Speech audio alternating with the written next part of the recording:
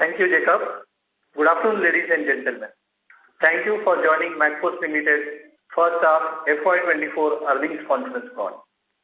Joining us on the call today are the senior members of the management team, Mr. Atul Dumbre, Chairman and Managing Director, Mr. Vinod Prasad, Whole-Time Director and Chief Financial Officer. We will commence the call with the opening thoughts from the management team, post which we will open the forum for Q&A session, where the management will be glad to respond to any queries that you may have. At this point, I would like to add that some of the statements made in today's earnings call will be forward-looking in nature. Such forward-looking statements are subject to risk and uncertainty that may cause actual results to differ from anticipated outcomes. Now, I hand over the call to Mr. Atul Dumbre, Chairman and Managing Director of the company, for his opening remarks. Thanks, and over to you, Atul sir. Yeah, thank you, Raniji. Hello, everyone. Thank you for taking out your precious time for this call. Dear shareholders, we are delighted to present the financial results for the first half of FY24, which showcased a robust performance. In this period, we achieved a revenue of 53.55 CR, EBITDA margin of 6.09 CR, and PAT margin of 3.87 CR. This signifies remarkable growth with a 50% increase in revenue, a 30% increase in EBITDA, and a 33% increase in PAT compared to H1 of FY23.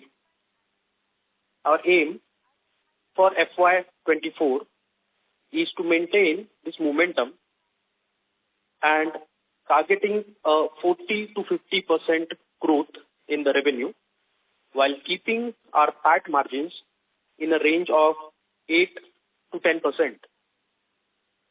In H1 of financial year 24, our PAT margins stands at 7.23%, which is slightly below H1 of FY23, which was 8.09%, and our internal projection of 8%.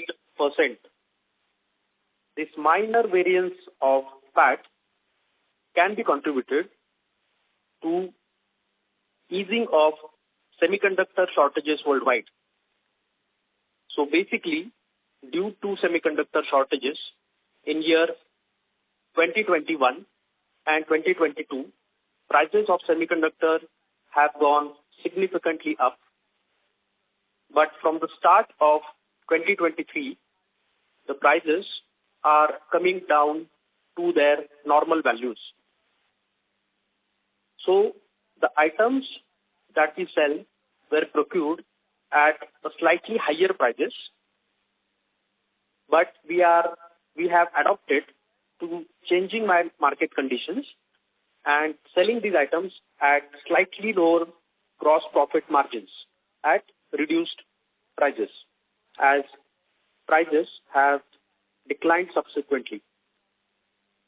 However, we are confident that we will maintain 8 to 10% PAT margins for financial year 24 as a whole. I would like to draw your attention on some last year performance data.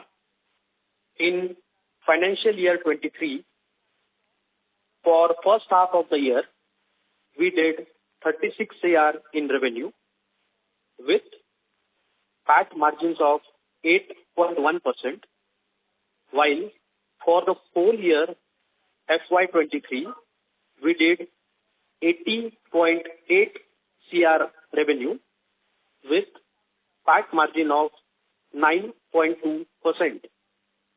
That means for FY23, our PAT margins of H1 has grown to 1.1% for the whole year.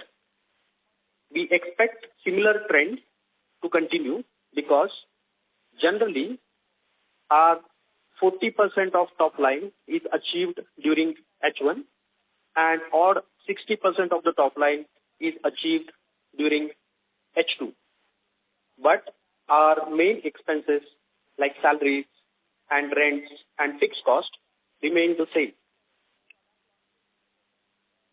Furthermore, other various key business matrices like number of orders served, average order value, and count of repeat customers have consistently shown positive growth during H1 of FY23. We have also enhanced our inventory management systems and capabilities, which have resulted in decrease of slow-moving inventory. So, at the end of financial year 23, we have 2.33% of our inventory as slow-moving inventory, which has come down in last 6 months to 1.6%. So, at the end of H1 of financial year 24, our slow-moving inventory stands at 1.6%. We have also demonstrated strong expense management and continuous optimization efforts. In July, we have implemented salary increases for all our employees as a part of our annual appraisal cycle. As we have highlighted during our previous annual general meeting, the outlook for 2024 remains optimistic, with our success driven by 3 key factors. One is addition of new products. Second is optimization of our supply chain. And third is development of proprietary products. Let's take a look at them one by one. We have added a lot of new products during H1 of financial year 24. We have expanded into new categories and acquired new brands. At the end of H1 of financial year 24, we have 16,220 products on our website, which are roughly 4,000 more than that of end of financial year 23. Increasing this product count is a step ahead in becoming comprehensive solution provider for electronics hardware in India. Second factor is optimization of supply chain. To achieve this, we have registered a new wholly owned subsidiary, Nozan Technologies Limited, which has been established with one thing in mind, to streamline our import supply chain. We also have undertaken substantial back-end work to further strengthen our gross profit, hopefully the result of which we will see in coming 6 months. The third factor is focusing on our proprietary development products, particularly with special emphasis on drone and drone components. We have several products in pipeline and we plan to launch them in coming quarters. In fact, in Q2, we have already introduced 2 new products. One is F450 quadcopter drone frame and second one is F550 hexacopter drone frame, both of which are designed, developed and manufactured in India. So, the 3 factors of adding new products, optimizing supply and development of our proprietary product lines, especially in drones, we believe that in coming years will help us to become a pioneer in Indian electronics and hardware industry. That's it from the management side of presentation. Thank you all for being patient and listening to this. Now I'll hand it over to Raniji to take any further questions from you guys, and we'll be more than happy to answer your queries. Thank you very much. We will now begin the question and answer session. Anyone who wishes to ask a question may press star and 1 on their touchtone telephone. If you wish to remove yourself from the question queue, you may press star and 2. Participants are requested to use handsets while asking a question. Ladies and gentlemen, we will wait for a moment while the question queue assembles.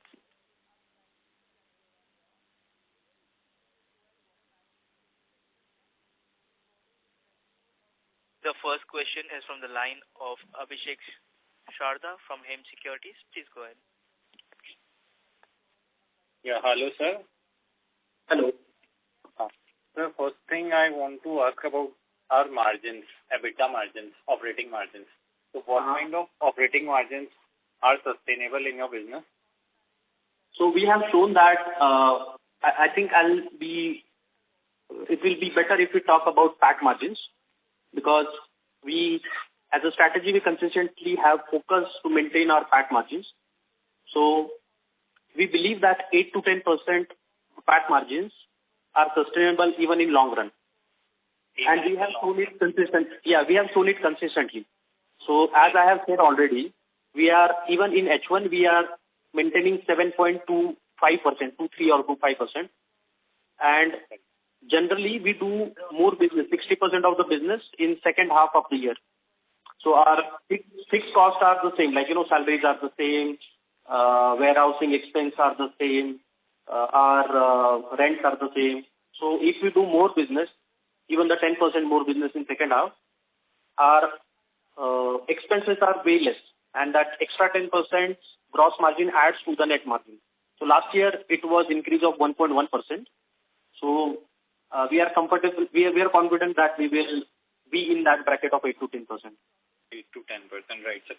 Sir, just now you said that second half contributes almost 60% of the revenue, right? Yeah, if you talk about last 3 to 4 years, I'll say the bracket could be 40 to 45 for the first year, and 55 to 60 for the first half, and 55 to 60 for the second half. So, sir, in the first half only, we have achieved around 48% growth, right? Yes. And if second half contributes around 55 to 60%, then we will easily cross more than 50% growth for the complete year, right? But I mean, your growth guidance is around 40 to 50%. Yes. Yes, what you're saying is right, but I'll just add a little bit different view on this, because last year also, if you see, our 40% revenue was from first half and 60% was from second half. So this first half we have achieved 48% growth. So if we do 60% this year also in second half, we will have a similar 48-50% growth in second half. It will not be more than that. If you do the similar, it can be more if you do more business. That will be the case. Understood. But yes, 40 to 50% we have maintained even in this half. And right now we don't see any challenge in maintaining the same rate in second half of the year. And we believe this semiconductor, material and semiconductor shortages, the prices that have increased in the first half will be gradually solving in the second half, right? Yeah, actually prices have gone down. They have not gone up, gone down. So what happens is we procure a material and the material gets delivered to us in 30 to 60 days. So let's say we purchase a product at 100 rupees, but by the time we receive it in warehouse, because the prices are going down, the cost price has reduced, let's say by 2 rupees, 98 rupees. Right. So now we do our profit margin calculation by 98 rupees. So that 1-2% difference we try to absorb, not to pass on to customers, because we want to be competitive in the market. And that effect, we believe that effect has worn off to most of its extent. But yes, it will continue maybe 3 months, 4 months max. So the prices will normalize. Again, you are never sure. There are wars going on, oil prices might go up and the prices might go up again. But right now we see that the worst has already passed off, so nothing to worry. And sir, this like 40 to 50% growth, we are looking in long term also for like next 3 to 4 years, right? Yeah, as I always say, my short-term view is of 5 years, and we believe that for 5 years we can maintain this growth. Maintain this growth, right, sir. So one more thing, like what is the contribution from government orders in this first half, if you can quantify? I do not have that data handy with me, but if I have to give a shot at it, yes, it will be around 5 to 7%. It has increased compared to last H1. There is at least 2-3% increase because we are focusing on we are putting extra effort and focusing on government orders. But yes, sir, this number as ballpark. If I remember, sir, I think in the last Concall you told around 7 to 8% of the revenue comes from government orders. I really don't have those numbers handy. If you want, you can just mail us because we will just reply to the mail and give you the exact figures. One thing is sure that our government orders have increased, like the percentage in the revenues. It has increased.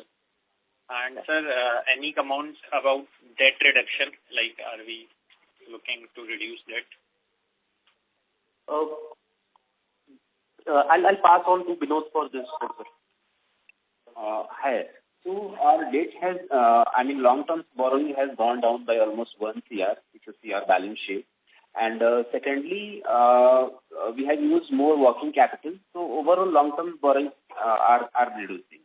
For working capital, it's just that we are using our working capital. Sir, do we have some internal targets about debt to EBITDA, maybe want to maintain at these levels or something like that?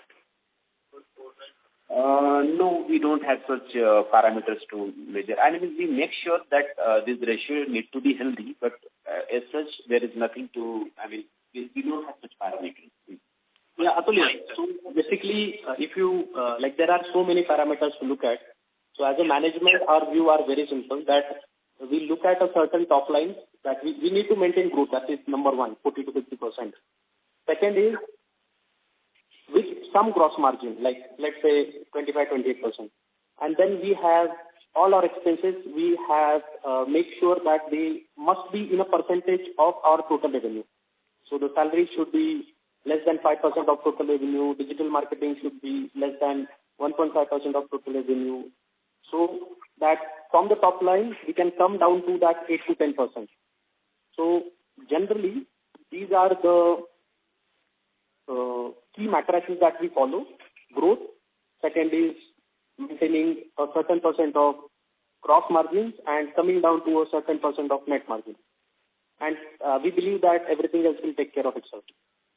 Okay. Understood, sir. Thank you for your detailed responses. I'll come back in the queue. Yeah, sure. Thank you for asking this question. Thank you. The next question is from the line of Saurabh Sadhwani from Sahasrar Capital. Please go ahead. Good evening, team. I wanted to know about your B2B business. So who are the clients and what kind of products are they buying and how do you sell to them? I'll hand over to Nilesh, who is our B2B director. Yeah. Hello. Hi, this is Nilesh. Currently, our B2B contributes to 56, the H1 that we have reported. So 56% contribution comes from B2B business. B2B business, our main clients are in the field of drones like General Aeronautics, then Asteria Aerospace, then in the field of one more Karman drone is there. So these are the drone segment, which is one of the key driver of this B2B business. Then there are automation companies like Shell Technologies. Shell Technologies is one of the customers. Then government contribution from the government orders is also increasing in B2B. We classify our government revenue as a B2B revenue only. Okay. So so these are our main customers. And once you say government, then there are various PSUs and R&D labs like CDAC, ISRO, DRDO, and there are various IITs and NITs. So cumulatively they contribute. Their contribution has been increasing in B2B. Okay, and they buy through your website, or is there any other sales channel for B2B? Okay, so the sales channel of B2B, how it works, I will just explain briefly. Okay. Whenever such potential B2B customers, when they are doing prototyping, they first order it through B2C segment. Okay, they prefer that route because that is faster. And in prototyping, you always want to save time. So once we receive the order in which the customer has already given us their GST numbers, then we pass on that data to our B2B team, which is highly filtered and very qualified data. And those, then we have a B2B team of 30 people roughly. So they then contact those customers. Some of them get visited. We try to understand their requirement in a better way, and potentially that team helps in increasing the ticket size of those B2B customers who has already placed B2C orders.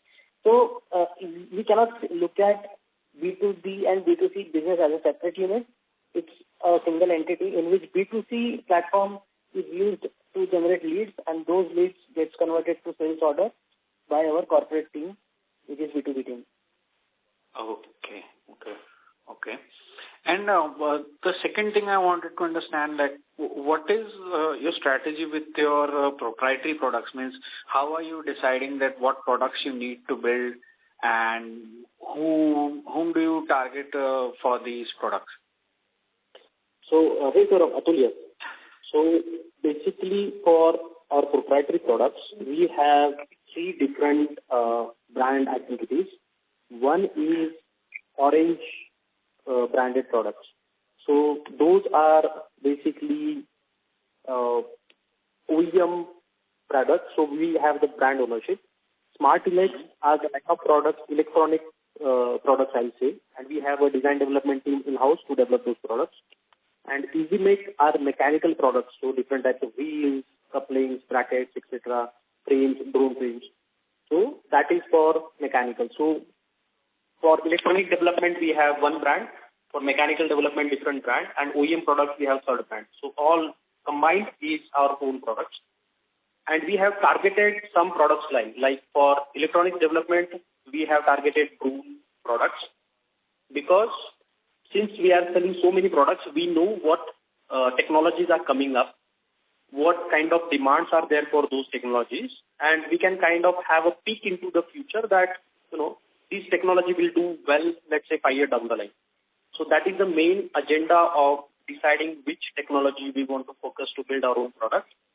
That is one way of looking at it. Second way is,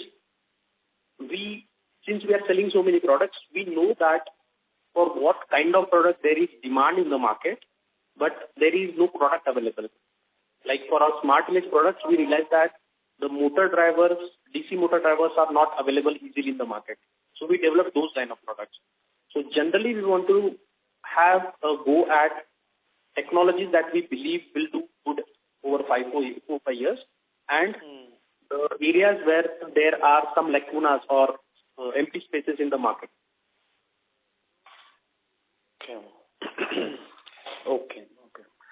Thank you for your detailed answer. Yeah. Thank you, Saurabh. Thank you. The next question is from the line of Kunit Singh from CCIPL. Please go ahead. Hi, sir. Thank you for the session. So looking at the guidance that you provided, can we say that we can, conservatively achieve 120 CR plus top line in FY24 and 10 CR plus PAT?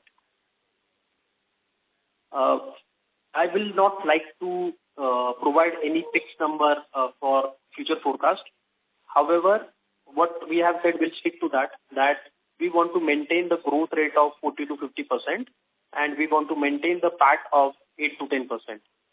Now, I'm sure you guys can do the calculations, but yes, as I do not want to present the exact numbers as it will be wrong. All right.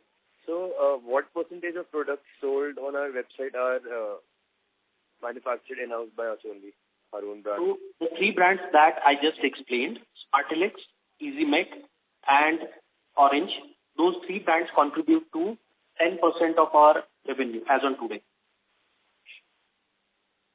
Okay. Okay. And all the other products sold are from third-party brands? Yeah, so we are authorized channel partner or authorized distributor for more than 140 brands worldwide. And generally, the other products sold are from those brands. But we always ensure that more often than not, we are authorized channel partner, because that is the way we can secure a long-term relationship and a long-term business. All right, got it. And sir, what gives us the confidence to grow 40 to 50% annually for the next 4 to 5 years? I mean, what are the main drivers of growth, and what are the main challenges that you see for us going forward? Do we have any other competitors in the space? What are the main challenges going forward? Okay. So we do not have any apple-to-apple comparison which have such a big, huge product line and which have a more solution-based business than product-based. So we consider ourselves a solution provider, because if a customer do not want to buy a drone motor, he's trying to build a drone. So you need to have a comprehensive portfolio of products and technical understanding of which product will go with which. So there is no apple-to-apple competitor, number one. Second, our confidence of growth comes from 2-3 things. One is, if you look, electronics is entering in every part of our life. Let it be automobile, let it be Wi-Fi related things, internet connectivity. So everywhere electronics is getting embedded into our everyday life. It is increasing rapidly. Second thing is, there are government policies which are intended to support manufacturing in India. And the more manufacturing in India goes increasing, the more requirement for these parts will go, and the more companies who are trying to develop their own products in India will grow.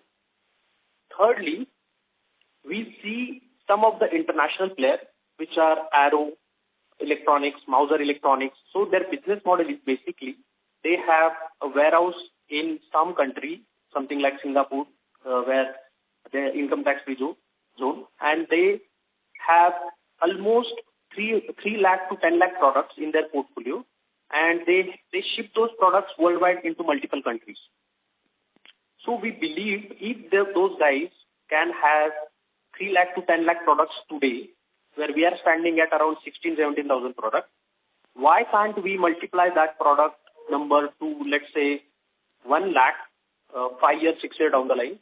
And why can't we increase our business 5-6-fold when government policies are aligned with it, overall market for electronics is aligned with it? So that is a very simple, I'll say, belief from our side that yes, this will happen. All right, sir, that is great to hear. And what are the main challenges that you see yourself facing, potentially? So currently, we do not see any threatening challenge such as that, this will happen. So we are confident that we will grow. In our business, I think the biggest challenge is management of your inventory well and management of your cash flow well. So that we have done already, that we have set up systems and we have our own ERP software. So this is perhaps the most hidden and very important part of our business, that we have, even today we have capability of managing 1 lakh parts through our ERP systems. And the decision to which part to purchase, when to purchase, what quantity to purchase is automated even today for us. So that software part we have developed since 2017, and it helps us to maintain that inventory rotation period of 2.5 to 3 months. So we rotate our inventory every 2.5 to 3 months effectively. That is, I think, the biggest challenge in our business, and we have solved it already through our robust IT. We have in-house team, and we have developed our own software to solve that problem. All right, sir. That is great to hear. And sir, I'm new to the company and not very familiar with it. So, I mean, just to get a brief sense, I mean, what kind of customers do we have? What kind of customer profile? What kind of customers are our targets? I mean, are those the people who are looking for some intermediate products to build something on their own, or are they like end consumers of the product? And I mean, briefly, how would you describe, what you do and your... Yeah, so briefly, we describe ourselves as a solution providing company for electronics hardware. So what we do is, whenever there is people, so might be an individual, there might be a startup, there might be some people from education segment, or there might be some corporate who are trying to develop their own product into electronics domain. So those are our customers. And when they are looking at a product, I always give this example. When a customer is looking at a product, he is not looking for a drone motor. So if you want to buy a T-shirt, you are just looking for a T-shirt. And end of discussion. If you like the color, size, or fit of it, you keep it, you return it. Our business is different. We are into the business of providing solution of electronics hardware. So my customer is always looking to build a drone. He's trying to build an end product, and he's looking for a solution that he wants, let's say, propeller, a motor, a controller, a battery, a charger, a frame, 20 different products for that particular development. And we, being technical people, we have acquired those brands who sell those products worldwide, maybe 10, 20 different brands, and we have already listed those products on our website in a way that customer can get solution to build drone. So that is our core strength. All right, sir. Got it. Thank you very much for the explanation. How many employees do we have currently? Pardon? How many? How many employees do we have currently? Employees. So currently, we have 170 employees, out of which 120 employees are on our payroll and 50 are contractual employees.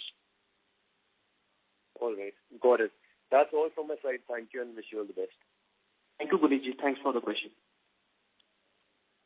Thank you. Ladies and gentlemen, request you to limit your questions to one per participant. The next question is from the line of Sanika Khemani from Sapphire Capital. Please go ahead. Hi, sir. Actually, my question is, in which of the verticals are we seeing the highest growth potential in? And can you also please help me with the product launches which we did in the quarter and H1 FY24? Okay. Sanika, the verticals that we are we see the biggest growth are, number one is drone. In last 2 years, we have seen tremendous growth in the drone segment. And the second vertical is of single board computers, so microcontroller boards. So that also we have seen tremendous. So these are top two. Third one might be the e-vehicle related things like lithium batteries and chargers and controllers. Okay.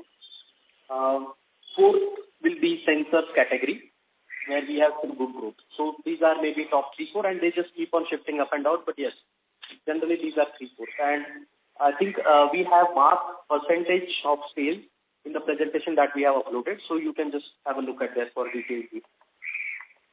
Okay. And your second question was which products we have launched. So those are basically frames for building the drones, and there are 2 sizes. One is 450 size, one is 550. 450 size is for quadcopter drone, 550 size is for hexacopter drone. Okay. Okay, and if I may ask one more question, like who are the competitors for us? So as I said, there are no apple-to-apple competitors which are doing same business. The example that I gave are those international players like Arrow Electronics, Mauser Electronics, DGK Electronics. So basically, the difference is those guys have one warehouse in Singapore and they are trying to serve the world with it. And we are doing the similar thing by having our base in India. So we are trying to serve Indian customers. So of course they are way, way bigger, but yes, I'll not say. And the advantage that we have over them is time. So we can provide a good local support and timely delivery to our customers in India. Okay. And in R&D nowadays, time is of great essence because when you are developing a new product, now you have to launch 4, 5, 6 cars a year rather than just launching one car in 2 years. So technology has become fast and hence people have to develop new products very fast. Okay. Okay, sir. Thank you. Thank you, Pankaj. Thank you. The next question is from the line of Tejas Mehta, an individual investor. Please go ahead. Hey, hi. Thanks for taking my question. I'm pretty impressed with the work that you guys are doing. I had a couple of questions which might be just a repeat of what you must have already, mentioned in your pitch. One is when I look at Mauser Electronics, they already have a presence in India. Yes. Somewhere from Bangalore. Okay. So these guys already have presence and they are already selling Texas Instruments and Microchip and all these manufacturers' products in India. Mm-hmm. So these are your direct competitors, right? Then these global guys, they are establishing their foothold in India and then directly selling it. And obviously, they come with much more reputation and credibility. So isn't it that, you have these competition which can create problems for you? Okay. Thank you, Tejas. Thanks for such an interesting question. So Mauser just have a sales team sitting in India. They do not have a physical product in India. So their model, as I said earlier, is they have a warehouse somewhere in Singapore or somewhere, and they have just some sales people sitting here in India trying to sell their product. Number one. Number two is when you buy their product, these guys will not support you. The order will be placed to their Singapore warehouse, and you have to take care of custom clearance. And if there is any faulty product or any support that you need, that has to be again passed on to the Singapore warehouse. So there is a lag in time. So these are just their sales offices present in India. Number two is Mauser, Arrow, those people, those are more focused toward conventional technology. If you look at their website even today, they are not selling any product related to tool. They are selling very few products related to development boards, not many products related to IoT sensors, not many products related to batteries, chargers, not many products related to 3D printing. So our strength is we have built on the new technologies in past 10 years. And if you look up for these technologies, Mausers and Arrows, they have not built their presence in those. So basically they are more of a conventional seller who are focusing on the semiconductors, resistors, capacitors and ICs, which goes into the more of production and to the bigger clients like that. So that is the basic difference, and that is why we have been able to differentiate ourselves in this segment and create these 17,000 product worth of SKUs and let's say 53-54 CR worth of business in H1 itself. Okay. So other than them, they have your sales rep office in India. There is no one else in India or an Indian company which does business like you. Pardon? I couldn't get this follow-up question. No, I'm asking that there is no other Indian company who does the same model of business like you, right? Yeah, so there are multiple Indian companies, but as I said, they are not having the complete product portfolio as we have. So there are few online stores. If you search drone parts in India, you will find few online stores who is having maybe selling only drone parts or only partial of drone parts. Again, they will not be authorized channel partner for those brands. So these people, we do not consider them our apple-to-apple competitors. Someone will be selling some microcontroller boards, maybe authorized channel partner for one or two of the brands that we are selling. Yeah, but just a thing. See, it's basically a trading business, right? For you guys, essentially, you are importing the parts and you are distributing it them in India. You have created a marketplace, so all kudos to you. But do you think these kind of margins that you make about 15% EBITDA margin, 13 to 15% EBITDA margin, 8 to 10% PAT margin? These seem to be very high margins for a trading business. So maybe you are making better margins today because you have the depth and the width of the product catalog. But how easy is it for someone to come and replicate? To me, the question mark is on how sustainable are these margins. Yeah. So I understand what you say, and I agree on that part that, it is really surprising to have such good margins for a trading business, and that is because we are not a trading business. As I said, we are into providing solutions for electronics hardware, and you need to look at the things from customer perspective. So a marketplace model and all that. So many of our parts, what we are selling today, you look up for them on Amazon and they are available. So Amazon is into trading business because they are selling shoes, they are selling shampoo, they are selling TV, and they are selling drone motor. So that is a trading business. However, in our case, we are focusing on new technologies and their solutions. So for example, when I say I want to be there in drone technology, I'll figure out that there are three types of drones.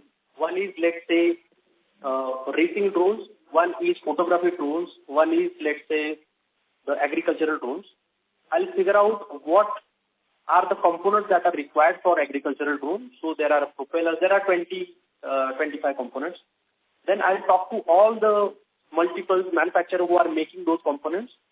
And then I'll get the authorized channel relationship with them. And then I have to create a portfolio where the customer is never trying to buy a motor of drone. He's always trying to make his own drone. And in that process, he requires all the parts for that drone. Also, he needs to understand which part goes with what. And he needs to have that support. So he is looking at a drone as a complete solution for his drone. So that is why we are able to maintain those margins. And I firmly believe even today, as I said, there are many people selling on Amazon. And suppose if you buy a motor from one Amazon seller and controller from second one, they are not willing to provide you any support after that. So what you are going to do if your motor is not working? He will say that maybe within 7 days you can get the refund. After 7 days, there is no support. We provide 6 months to 1 year warranty. So you cannot go away with your drone because one of your motor has gone bad and there is no support. So this is the solution part of our business, and that is why we believe we are able to maintain margins. And if that would have been the case, that margin would have low down, I don't think people would have, we would have been able to make this much ATVCR business last year. It would have gone down way earlier.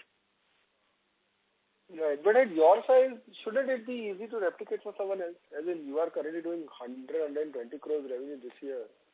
Mm-hmm. Shouldn't it be, someone who can pump in a 20-25 crore capital? They can do that. They can go to 20 drone supplier and ask them for their distributorship in Indian markets. But let's forget about our business. Let's say tomorrow you have good capital, 20 CR, and if you go to Tata and say them that I want distributorship in every capital of every states of India, will they give it to you? Depends on my background. They are not going to give because they have set up distributor channel since last 10-15 years. They have established a good relationship with them. And as a company, you don't want to suddenly break all your relationships because in future nobody will trust you if you do that. So if you go with a lot of capital to 20 different drone suppliers, they will say that we currently have good distributing channel in India. Maybe one or two will give you the authorized channel distributorship. We have built this over last 10 years. So people have heard about drones in last 3 years. We have had our first drone supplier onboarded in 2016, even before that, 15, I guess, for batteries. So it's a process you build over the period of time. You contact suppliers, you get 1 and 2, and you contact them when the technology is at its nascent stage. Currently, we are focusing on technologies like RISC-V controllers, but I'm pretty sure nobody from this audience at least, maybe 1 or 2 have heard only about this technology. From 4 or 5 years down the line, it will be big. So we contact those suppliers at nascent stage, get the distributorship, over the period of time, build the relationship, and nobody can just come when the technology, now everyone is talking about drone. But nobody is going to give you distributorship, like not everyone at least, 1 or 2 may, but it is really hard to build that comprehensive product portfolio. And customer cannot do without it. You cannot get drone motor distributorship, but it's not of no use to customer. He wants to build the whole drone. Got it. Got it. So I'll just to take 2 more questions and then I'll pass it on. Number 1 is you are talking. So you are mentioning a lot about drones, right? But drone is only 20-22% of your business. There's a lot more other business that you have, right? And at the same point of time, you also mentioned that you are a total solutions provider, within which again you have given the examples of drone, right? Are you also a solutions provider for any other electronic? So if I can talk about technology like 3D printing, but my problem is very few people know about that technology of 3D printing in general, I'll say general non-technical domain. So let me ask you that, like drone, right? How many, say technology, full solution provider, if you, for how many products? Yeah, so if you come onto our website, there are 12 categories. All our 16,000 products are distributed into 12 different categories. So one is drone, one is 3D printing, one is IoT and wireless. So there are 12 different categories. And if you have to categorize, PPT as well. Yeah, that's mentioned in the PPT as well. Yeah. So you can just visit our website and on the home page there are 12 categories which we have categorized our product in. So those are the technologies that we generally do. So you give the entire solutions for all of these categories, right? Yeah. So that is the intent, to give the whole solution for these categories. All the parts that you need as a end product developer or end product manufacturer. And the other thing is that your ticket size per client is very low, like 3,600 rupees. Say someone is looking to build a drone I think will cost somewhere in the range of maybe at least 40,000-50,000 rupees probably. So this, because we are operating online, so the customers who are corporate customers, for them our average ticket is around 35,000 to 45,000 rupees. I'm not sure. Let's take our ballpark of 40,000 rupees. So that is for our corporate customers. And because we receive a lot of small orders, so if a person is trying to build a drone, maybe he'll start small with, ordering some motor and a basic controller, which will be around 15,000-20,000 rupees to try something, and then go on building one over the other. So actual drone will cost somewhere around 40,000-50,000 rupees, but those might be 4-5 different orders from our website. But when that gets converted into a customer whose products is developed, which are our B2B clients, then the average order value is around 40,000 rupees. and we have shown growth consistently in our average order value as well. So when a client is sourcing parts from you, do you help him in understanding that, okay, if you are buying this motor, then only this controller will work with this? You give them like a package solution? That is one. Number two is that, so the client obviously is taking parts from, so obviously he's taking parts from multiple brands and assembling a drone. And then basis the prototypes, when the prototypes succeed, he might want to scale up the production, right? Has any of your clients scaled up production, and have you been able to supply the parts for scaling up the production? Yes, we have been able to do that. It's a game of, having, we currently, this 6 months only, I think we have shipped around 1 lakh more. Can you give me the number? Yeah, around 1,50,000 order, I guess, if not more. So let it be. So 1,40,000 orders. But some of those customers will go through the development into the production phase, and we have recently supported a customer for 250 drones order, and we have been consistently supporting customers in multiple quantity orders for the matter. That is why our B2B sales are increasing. 2019, our corporate sales was only 5% of the total revenue. Today it is 56%. That is the testament of what you just asked. Okay, and, so that is one client who is now looking to build 250 There are many such clients. I'm just giving what I remember right now, that, one client we recently served 250 drones order, so it was like a big moment for us. But yes, from 5% to 56% growth in total revenue, contribution by our corporate clients, that itself says that many of our clients are growing big and buying from us in higher quantities.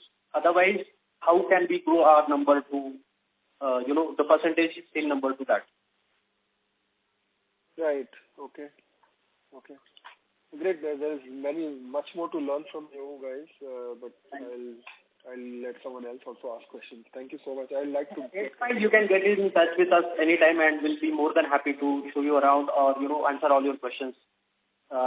Because we believe that investors are, we firmly believe that investors are a big part of, Robo now, since we are public.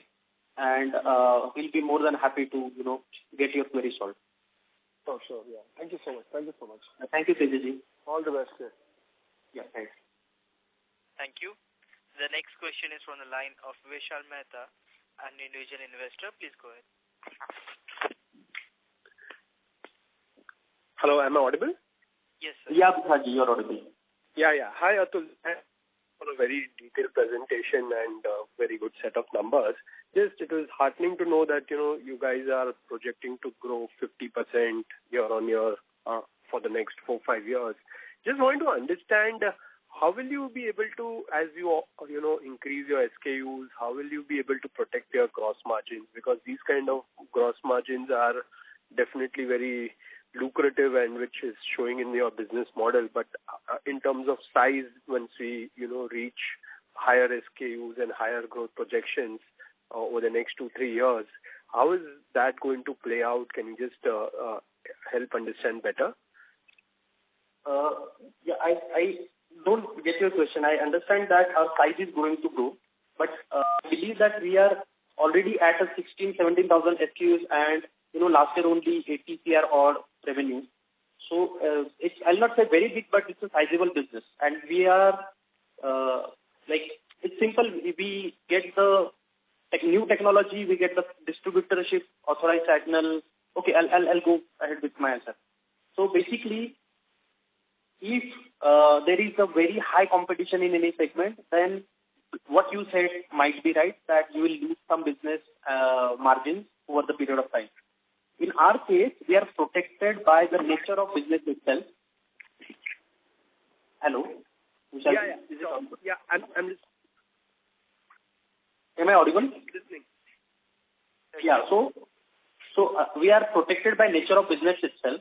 So we generally are authorized distributor or authorized channel partner for all the principals manufacturing their products.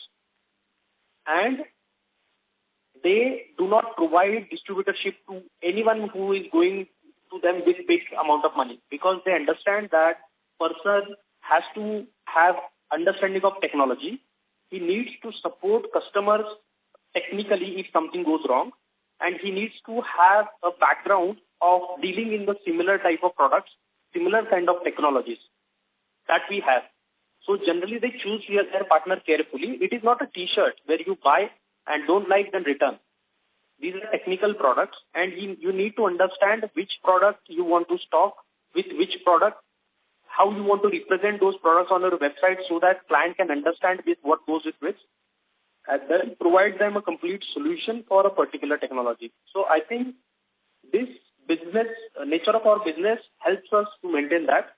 And one thing that we keep on doing is we keep on tracking, let's say, 10 new technologies each year, get distributorship of those principals manufacturing in those, and then get the products on board. So out of those 10, 2, I don't know which 2 exactly, but 2 will grow because electronics is growing and it's coming into daily life. 2 will grow and be very successful technologies for us, like drone has become. 5, 6 will be moderate, like 3D printing today is a moderately successful technology for us, but it is still doing good for us. And 1 or 2 will discard over the period of time. But the key is to get to those technologies way ahead of people, and we have support of our online store to do, a free marketing kind of activity for us, because we have almost 5 lakh people visiting our website a month. So I think these key factors, that having a great online store, capability to serve corporate clients.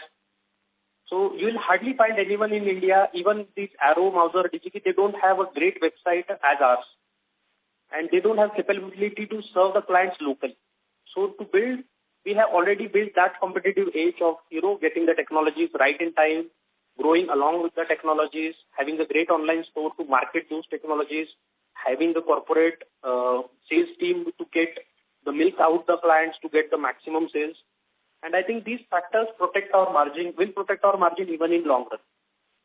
Because anybody can buy a t-shirt and sell it tomorrow, be your competitor.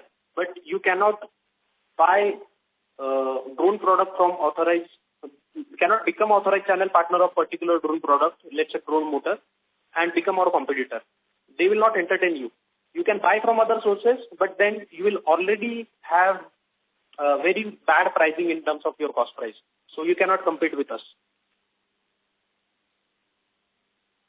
Sure. Okay, Vishal. Anything that I missed?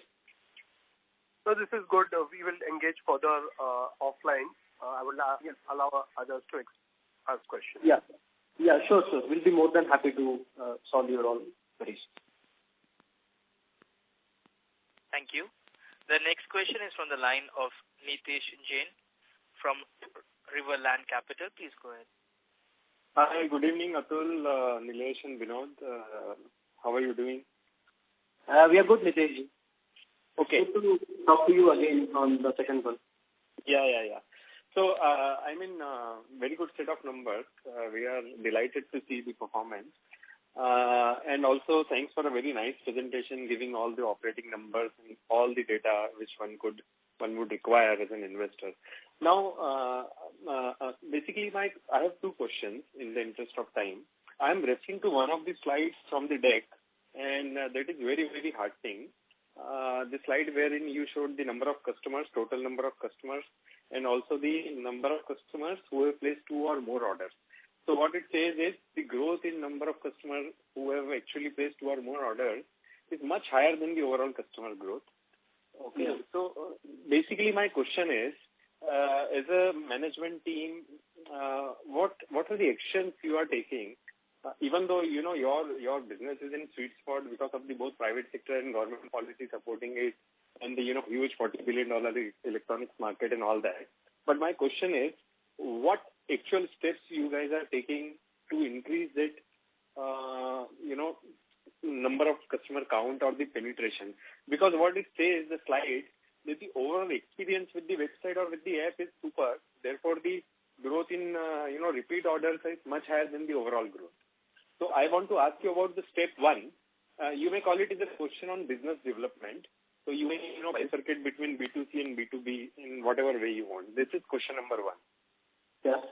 Okay. So, Mitesh ji, thanks for your question. Yeah. So, for business development, our businesses, as Nilesh earlier said, you cannot segregate our online and offline business. So, basically, the way we look at it is our online presence or strong online presence, 5 lakh visitors visiting us each month, that is there to generate leads for our corporate sales team. Okay. So, to give you a number, 40% of the people who place order online are placing it with GST number. Okay. So those guys are our future corporate customers. Mm-hmm. Okay. And our online platform acts as a great marketing tool for us itself. So we always focus on marketing our online platform because we know our corporate marketing or corporate sales team will get higher leads. Yeah. Once we market our online sales platform, that's it. And that we do through multiple activities. We do a lot of social media activities. We have a great YouTube channel. We have a great blogging website on our site where we post about these technologies because our customers, they are not like nobody will wake up today and say, oh, I need to buy a drone motor. So these technical people, they come through a funnel where initially they are interested into technologies. Then they'll learn about the technologies and later on in some stage they'll buy. So we create a lot of content on blog articles, on videos, which will attract our customers and they'll know, oh, there is a store called as Robu. These people are having drone parts, having microcontroller parts, having 3D printer parts. And later in the stage when they want to buy, then they'll remember us and then they'll buy from us. So marketing effort, one goes into, making this customer learn about the brand name Robu and what we are doing. Yeah. And then there are marketing through Google ads and Facebook ads where we, market our products for direct sale. So we market in our website because corporate sales team is taken care of. And we have seen this, I keep on telling this, that 2019 our corporate sale was only 5%. Then it increased to 10, 15, 20%, and today we are standing at 55% because we have been able to convert successfully our retail customers or online customers into our corporate customers, and as they grow, they have stuck with us. They order from us because we also provide them technical support and assistance. We have a team of engineers at the back end of our website which provide them the technical support. Something like a medical store. You just don't go and ask them that, I need, let's say, XYZ tablet. You just tell them that I have cough, not feeling well, have this issue, and the guy will understand and give you the tablet. Sure. So a story is like that. You want to build drone for agriculture, something like that. Come on our website, you read our blog, see the videos, come on our product page, and you'll understand what you need to buy. So got it. So, it is commendable that without any great ad spend or digital marketing, you are doing it on your own with the word of mouth, publicity and the brand name of Robu. It's great. And also, I get you, even for the B2B, you are saying that the website remains the fulcrum of the activity. It is the mother, this focal point where even the B2B business gets generated, leads get generated from the same thing, right? Yes. Our website is we focus on marketing effort, on marketing of website, and that is something which you cannot build overnight. We have built that website, 18,000 product pages, unique pages. We write all our content, we click all our images, we upload all our images because that unique data has a great value in eyes of Google. So when you are searching anything on Google, more often than not, Robu's website will come up. I'll request, the investors to go and search multiple like drone parts in India, buy drone motor in India, buy lithium batteries in India, 3D printing parts. Sure. I'm pretty sure Robu will pop up. And that's a testament to the efforts that we are putting in for last 10 years, developing our website, developing SEO, developing those pages, creating content. So, and then we are able to convert some of those clients into corporate and, get the more revenue through them. Perfect. And Atul, I have a second question. This electronics parts market is huge, okay, in India. There could be, as you said, globally it's a very big business. There could be a million SKUs and million, products which can be there. But at the same time, from the discussion and also the past performance of Macfos Limited, it seems that you guys are rather focused on the margins also, right? So my question here is, when you add more SKUs, is it an internal criteria that you want to add new technologies, new SKUs, new product, but at the same time you don't want to sacrifice that whatever 25% gross margin or 8 to 10% net profit margin? You just don't want to add product for the heck of it just to increase the number. So is it a major criteria internally to add technologies on your platform? Yeah, we want to keep on adding products like this. H1 itself, we have added all 4,000 products on our website portfolio. Yeah. However, whenever we add new products, we sell them with the margins that we are comfortable with, which are 25-28% gross margins and expecting to maintain 8 to 10% net margin. Okay. So if the product is not selling at that margin, then it's of no use for growing the business for us. So our criteria is simple. We'll add the product, we'll keep the margins that we believe that we want to maintain, and then we try to sell the product. Yes, there are some cases where we'll sell the product at lower margin initially because my buying volumes are less, and I know I'm buying 20 quantity today, but soon as I hit the mark of 100 quantities, my margins will be taken care of. And I want to test the market for those 10 products. There is no point selling only 10 quantity at a higher cost. I'm not going to earn anything out of those 10. So for testing small batch, we can do at a lower margin. But yes, ensuring that when we grow to a certain quantity, I'll hit the margins that I want to do. Perfect. Thank you very much and all the very best to the entire team. Thank you. Thank you, Nikhil.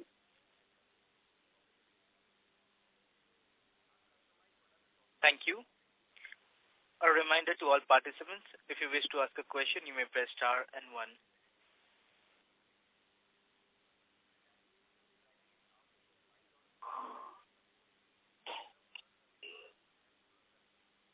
The next question is from the line of Rohit Poti from Marshmallow Capital. Please go ahead. Thank you for the opportunity, and as always, thank you for being so detailed and patient with all your answers. So just one question from my end. You incorporated a manufacturing subsidiary, right? So my understanding was that we will always outsource manufacturing and our focus will be our website and our inventory management and our back-end software. So is there a change in thought process in the top management and on manufacturing by yourself? Thank you, Rohit, for asking the question. So we have registered that new subsidiary, Macfos Electronics Private Limited.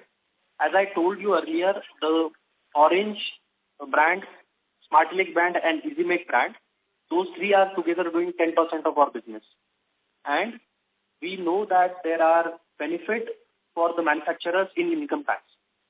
So anyway, we are doing, I'll say, manufacturing for these three brands. So even if you get the parts manufactured and doing assembly in-house or part manufacturing outside and part in-house, it is considered as manufacturing activities. So for those especially for Smart Elect and EasyMake product, we can have tax benefit through this company in long run. And when the quantities or the volumes for these products will go, it's obviously will be a financial decision. So for example, tomorrow I have to assemble PCBs in-house. My PCB assembly activity has to grow to such a volume that it makes financial sense to do that in-house rather than doing it outside. And this is the last year to register a manufacturing companies to get that income tax benefit. So currently the business on that particular company is nil as on H1 2024. But sure, in future, why not? I mean, there are tax benefits. So we have registered a company and some activities we will, like 3D printing service business we are currently doing. It's manufacturing. We have 3D printing machines in-house already. So those kind of manufacturing will take where first it has to make financial sense, that it is more cost efficient to do in-house than outside, and then we can take that benefit through this Macfos Electronics Private Limited. Perfect. No, that's it from me. Thank you so much for your time. Yeah. Thank you, Ruchi. Thank you. The next question is on the line of Sanika Khemani from Sapphire Capital. Please go ahead. Hi, sir. I wanted to ask if we have any new product launches in our pipeline, and which vertical are they going to be in? Yes, there are. As I said into my presentation, there are product launches in our pipeline which will be launched in next quarters, 1 or 2 quarters. And as I already said that we are focusing currently products related to drone. So those will be focused drone peripherals, accessories like that. Okay, and do we have the number? How many products are we looking at? I would rather not say anything about that, because since the products are in development stage, so it will be wrong to comment on that right now.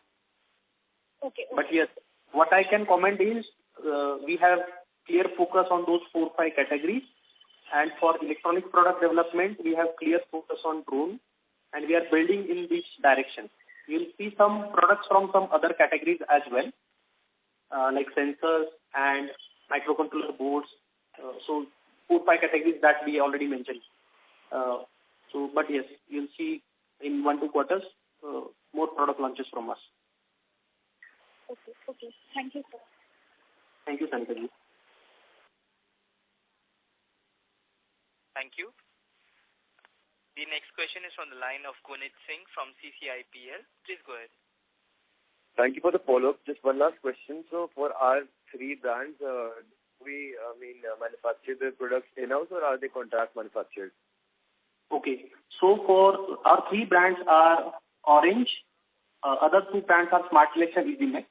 So the difference is Orange brand products are manufactured in some factory as per our specification, and we just get them under our brand. So Orange brand is our own registered trademark brand. So we have brand protection for Orange branded products. We do not do any design development activities for those, other than, let's say, specifying our capacities that we need, or maybe connector size, connector length, connector types, or other similar things. For Smart Flex and EasyMax, we have design developed team of mechanical engineers and electronics engineers, I think 15 to 16 people now in-house. And those people design the product.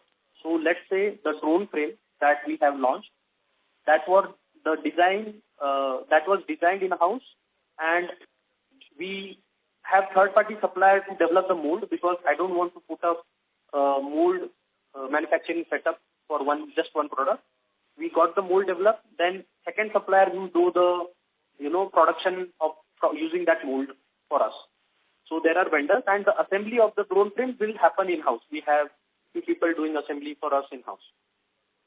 So this will be the structure for Smart Flex and EasyMax, that we do not, because there are so many technologies. One side we are making PCB, one side making some mechanical parts. So we want to have the IP as in design of the parts. It will be too much capex incentive to have, a mold making machine and a CNC machine and PCB making machine in-house. So it's a financial decision.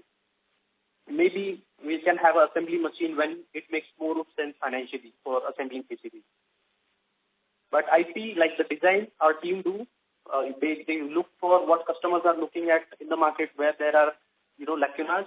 They'll figure out that, design the product, then we get manufactured, assembled in-house, and then launch the product for Smart Flex and EasyMax.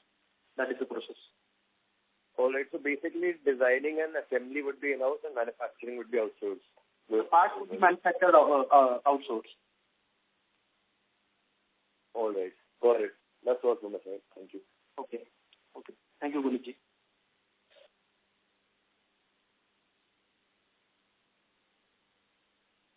Thank you. As there are no further questions, I would now like to hand the conference over to Mr. Ramadin Rane for closing comments.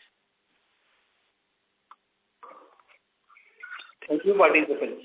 On behalf of FAME Securities Limited, I thank the management team of Macfos Limited and our investors for listening patiently.